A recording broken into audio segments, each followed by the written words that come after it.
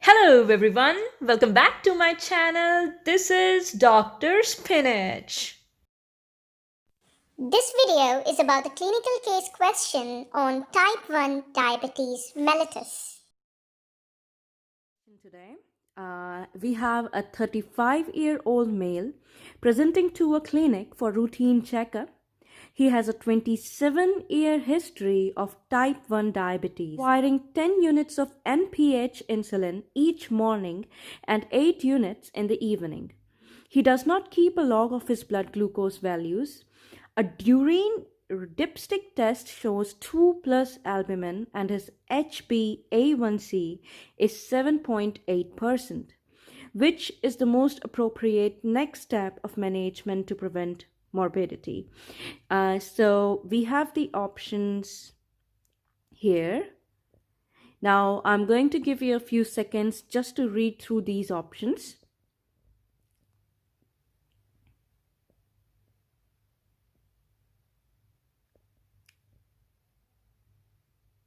Right, and just think about what could be the answer to this. And now let's go back to our question and find the keywords and understand what's asked from us, okay? So we have a 35-year-old man presenting to the clinic for routine checkup. He has a 27-year history of type 1 diabetes. Now, a 27-year history of type 1 diabetes means he contracted type 1 diabetes when he was 8 years old, right? That means when he was very young. And now, how much dose of insulin does he require? He requires 10 units in the morning and 8 units in the evening. Now, what is NPH insulin? It's an intermediate insulin, the full form of which is neutral protamine hagidron. Now, you don't really need to remember what's the full form of NPH insulin. What's important is you should know that it's an intermediate acting insulin. And we are going to discuss about the types of insulin in the coming video. And now let's move forward. Then the question says that he does not keep a log of his blood glucose values.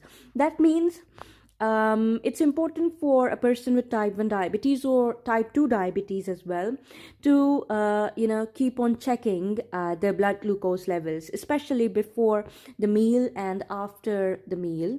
So the thing is that this person has not been keeping up the diary for blood glucose levels. So perhaps this is important and that's why it's mentioned. Now let's move on to the next sentence. It said that a urine dipstick test shows 2+ albumin. When it said 2+ albumin, that means there is a problem with kidney. Albumin is not normally filtered by the kidney, but since it's filtering albumin, that means something is related with nephropathy. And this guy or this person has already progressed to diabetic nephropathy. Okay, and now his HbA1c is 7.8%. Now HbA1c 7.8% is quite high. When it's high, this means what? This means that this person has not been keeping his glucose level under control for almost 3 months now. So this is uncontrolled diabetes mellitus. Now the question asks us, which is the most appropriate next step to manage and prevent the morbidity in this condition? And we have these options here. Now, let's decode the answer by understanding a few things here. So let's start with this question. What do you know about type 1 diabetes and what are other types of diabetes? In order to do that, we should first need to know a little bit about pancreas as well. Pancreas is both endocrine and exocrine gland. Now, this is the tail of pancreas, right? So the tail of pancreas contains 2 types of cells. Well, it contains more, but we are going to just discuss about alpha and beta cells. Now, alpha cells secrete a hormone called glucagon, and beta cells secrete a hormone called insulin.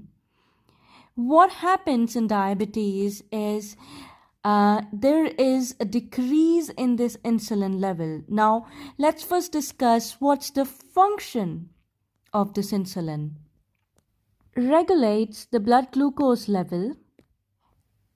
And how does it regulate the blood glucose level?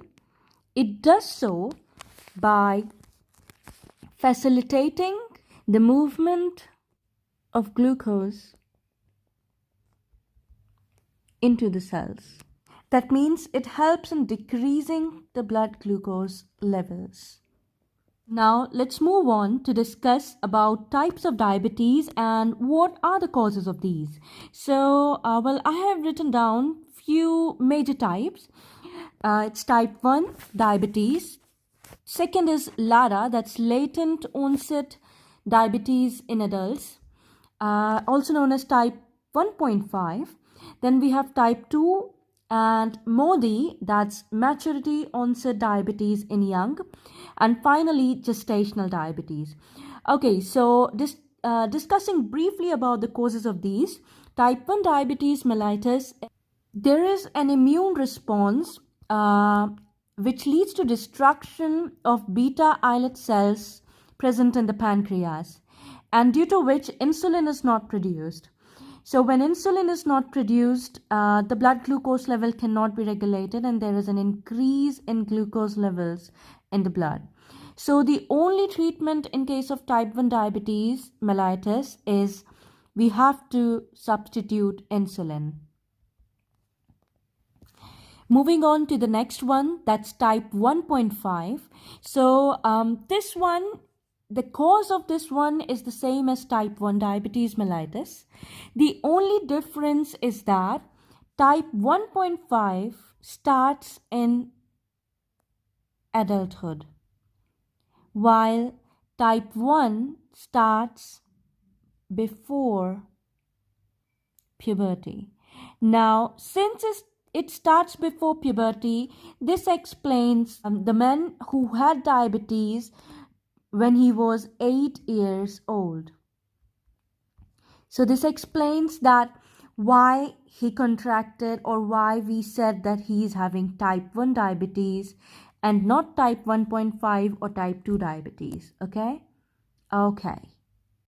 Now, moving on to type 2 diabetes, one thing you need to remember is it has a polygenetic inheritance. This simply means that there is not one gene that leads to type 2 diabetes mellitus. There are several genes that play their own part. So this one usually occurs in people above 40 years of age. And since it says that it has a polygenetic inheritance, that means, if your grandfather had type 2 diabetes mellitus, you have a greater chance of contracting this disease as well. Type 2 diabetes mellitus usually occurs in patients who are obese. What happens when patients are obese? This leads to increased insulin resistance. That means the receptors of the cells on which the insulin has to bind are deformed. So insulin is unable to bind to these receptors, and therefore the glucose is unable to get transported inside the cells. Therefore, in the early stages, even when the insulin is there, it cannot work. But later, beta cells, when they keep on secreting insulin, they get exhausted and they get atrophied as well. And finally, there is decrease in insulin in the end. Next one in line is MODI, the full form of which is maturity onset diabetes in young. Now, it has a genetic basis, and this disease has an autosomal dominant inheritance. What happens in this is there is impaired insulin release from beta cells, and it usually occurs in patients who are less than 25 years old and are not obese. it may progress to diabetes mellitus type 2. Now finally we have gestational diabetes mellitus. So this is a type of diabetes that develops during pregnancy. This may later progress into type 2 diabetes mellitus as well, just like Modi. Okay, well, I hope that you got a little bit of insight into the types of diabetes. Now, let's move on to discuss in details about type 1 diabetes mellitus, because that's what our question is based on. So, regarding epidemiology, the prevalence of type 1 diabetes mellitus is only 5 to 10%. When we talk about age of onset, well, it's pediatric onset and it's usually before puberty. How does this occur? So, type 1 diabetes mellitus, or let's just say the destruction of beta islet cells, is triggered by intercurrent illnesses, and these may be pneumonia, urinary tract infection, or any kind of viral infection as well. It progresses very rapidly. And regarding genetics, well, as I told you before, family history is uncommon in these situations. It usually is happening because of illnesses. That means environmental factors play a role. Other than that, there are also associations with HLA, DR3, and HLA DR4. Now, regarding the pathophysiology, we have already discussed what happens in these cases is there is destruction of beta islet cells of pancreas by autoantibodies which are directed against this infection. These also destroy these beta islet cells, and therefore insulin is not produced. And when insulin is not produced, the only treatment we can give is to substitute this insulin. Okay, now let's go back to our question now. This man requires NPH insulin 10 units in the morning and 8 units in the evening. Now, I told you before, NPH insulin is an intermediate type acting insulin. Now, in order to understand what is intermediate acting insulin, we need to understand different types of preparations of insulin. So, moving on to different types of insulin preparations, well, we divide these insulin preparations on the basis of how quickly they start to work, when they peak, and how long they last. So, on the basis of that, we have 4 different types of insulin preparations, and these are ultra short acting, short or regular acting, intermediate acting, and long acting. Now, route of administration in all these cases is subcutaneous. However, short or regular acting insulin can also be given intravenously. Okay, now moving on to the onset of action in these cases. So, ultra short, as its name suggests, it starts to act within 20 minutes of administration. Short or regular insulin takes about 30 to 60 minutes. Intermediate acting starts to act within 2 hours. So, NPH insulin is a type of intermediate acting insulin. That means it takes 2 hours to get absorbed and start acting. Now, the last one is the long acting insulin, which lasts for about 24 to 48 hours in total.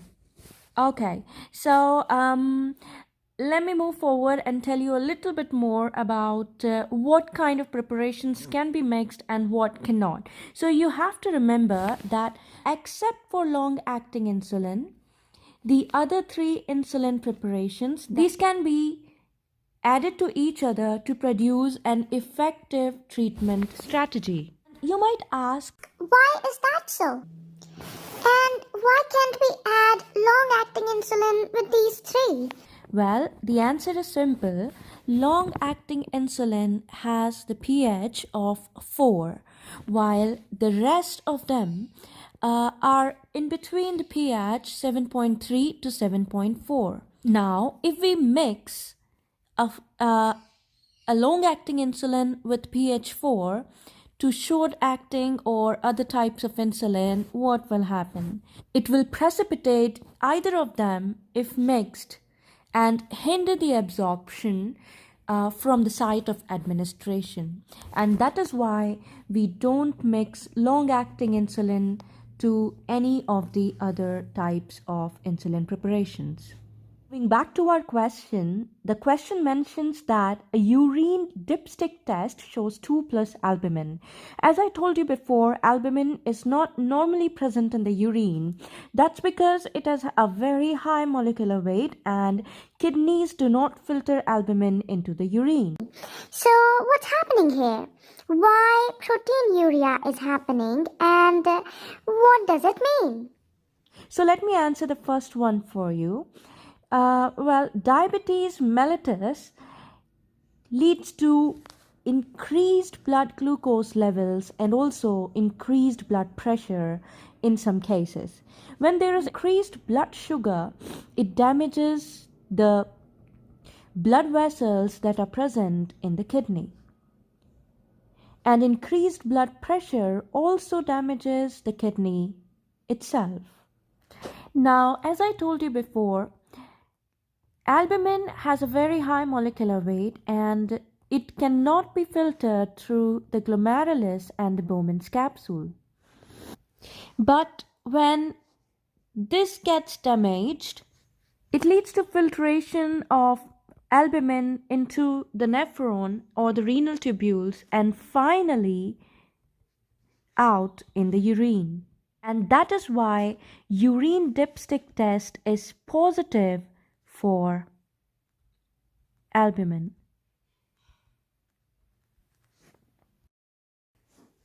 Now, this is one of the many complications of diabetes and this is known as diabetic nephropathy. So, the first line of treatment is to give low-dose ACE inhibitors, the example of which is Ramipril 2.5 milligrams.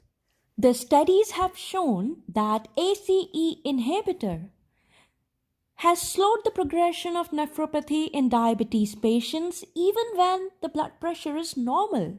So, what does it do? So, ACE inhibitor, as its name tells us, that it inhibits angiotensin converting enzyme. So, what's the function of angiotensin converting enzyme? Now, if people remember, it's used in RAS mechanism. Now, if RAS system is activated, which is usually due to this enzyme, then sodium and water retention takes place. But if we inhibit ACE, then sodium and water retention in the body will decrease and it will help in lowering the blood pressure down. Now it's time to move back to the question and look at the options we had. The question asked us which is the most appropriate next step in management. Now, if you look at the option D, start ACE inhibitor therapy. Well, the answer is D. Because this person has already progressed to diabetic nephropathy. In order to decrease the progression of the diabetic nephropathy condition, we need to start ACE inhibitor therapy, and I told you what's the reason of that. Now let's eliminate the other options as well. Looking at the option E, send a 24-hour urine collection for total protein. Do you think it's very meaningful to send a urine collection for total protein? Well, I don't think so, because we already know from the history and investigation that this patient has developed nephropathy. So in order to treat it, the first thing we need to do is to start ACEI therapy rather than quantifying total amount of protein. Now, when we look at the first three options here, add a standing regular dose of insulin, discuss options for using an insulin pump, and increase his evening NPH insulin dose. Well, we can do any of these three as well. But what's the problem? We have no clue on patient's everyday blood glucose level because the patient told us that he's not keeping a log of his blood glucose values. So how are we supposed to increase or decrease insulin doses? Therefore, these three cannot be the answers. So that completes our section on type 1 diabetes mellitus today. If you liked my video, please give it a thumbs up. Click on the subscribe button and do ring the bell so that you can get notified whenever I post the latest videos. Until then, keep safe and keep healthy. Bye-bye.